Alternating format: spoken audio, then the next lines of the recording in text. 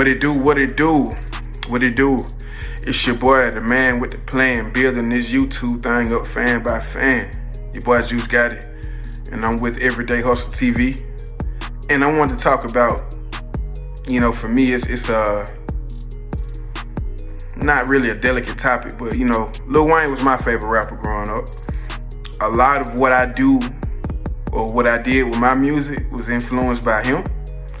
And I seen the reviews for the Carter 6. I'll post some of them up right now.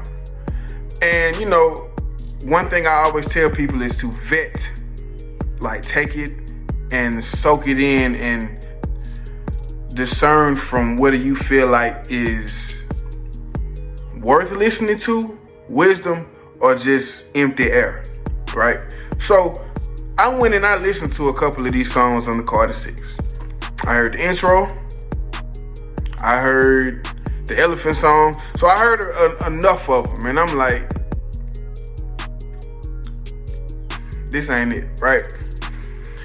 And the question I had to ask is, did this ruin his legacy, right? I'll give you a good example. Kobe Bryant played 20 seasons, right? But we know Kobe Bryant did not play 20 seasons. Kobe Bryant played 17 years. He didn't really play his rookie year. He didn't play the second to last year for real. Like 2013 to 14, 2014 to 15. I want to say he played 40 games between 2 82-game seasons. But the point I'm making is, at the very end, nobody talks about this, but that 2015 to 16 season, he was horrible. And it was more of a nostalgia thing when we celebrated him for his farewell tour, right? He was horrible. He sucked ass. And I think the Carter 6 kind of reminded me of that. This motherfucker was washed. Wayne sounds washed, but there's certain flashes. Like Kobe had the 60-point game. He had flashes where he looked like, yeah, that nigga, that Kobe Bryant is still in there, but the Black Mamba, he gone. And I want an honest discussion. Do you guys feel like this type of project, where there are really stands, there are really people in the space of the hip hop space, and then his other fans, right? That say Wayne is the GOAT. They really believe he's the greatest of all time. I think he's top 10 for sure. I'm being honest. I don't have him all time above Drake. And the longevity thing for me, he's been great for a long time. He went platinum 26 years ago, people. With The Block Is Hot, right? But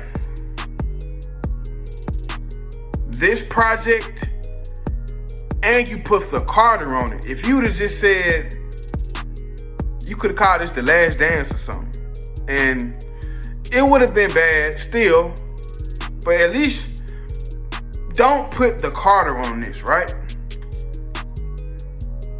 If I run a restaurant and I'm known for making delicious chicken wings, and I make like a peanut butter and bacon flavor after I've been known to have all these good flavors, it kind of dilutes my overall product, right?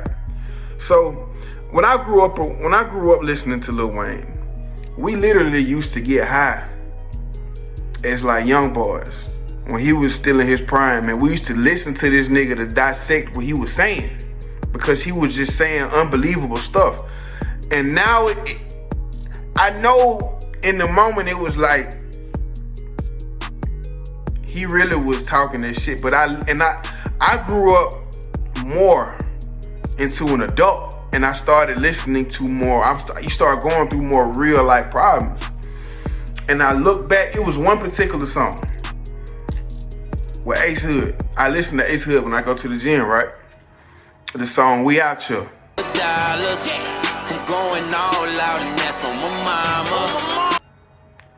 Ace Hood was on some motivational And Wayne just go in there and just start talking about bullshit. Money over the best. The blind hear me, the deaf looking.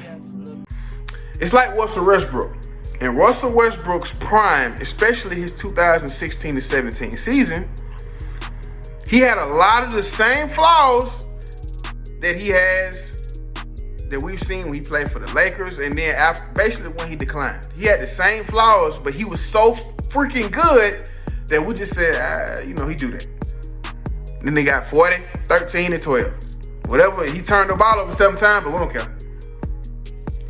Same thing with Wayne. He was just talking about nothing in that damn song, y'all. And I went back and I'm like, he was so damn good, and his bars, his punchlines was all that, well, we just let it slide. He was Lil Wayne. When you so good and you just like, it's Wayne, bro. We let it slide. Now it ain't like that no more. So do I think this project ruined his legacy? I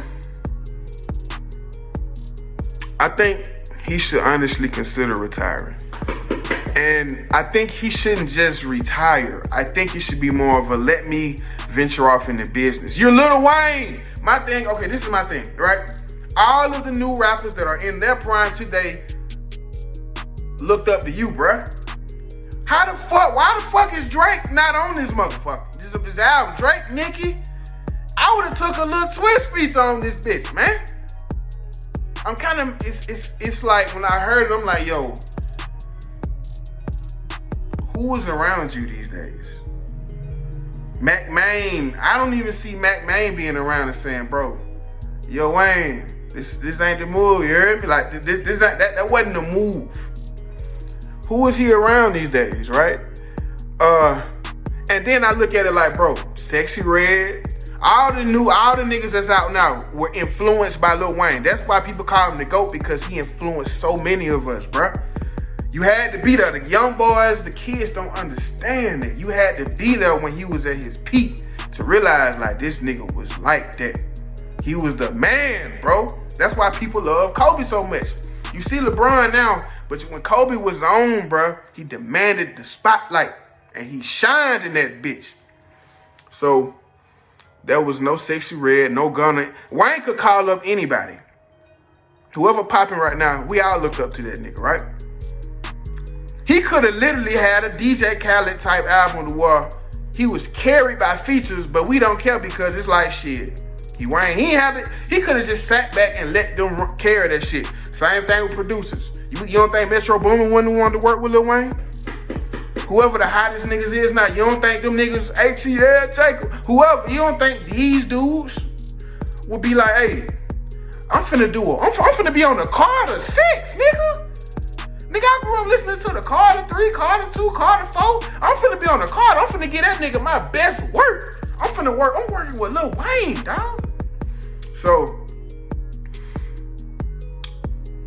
the reason you clicked on this video is for an answer. I think Wayne needs to start a venture and become not suit and tie, but more business casual.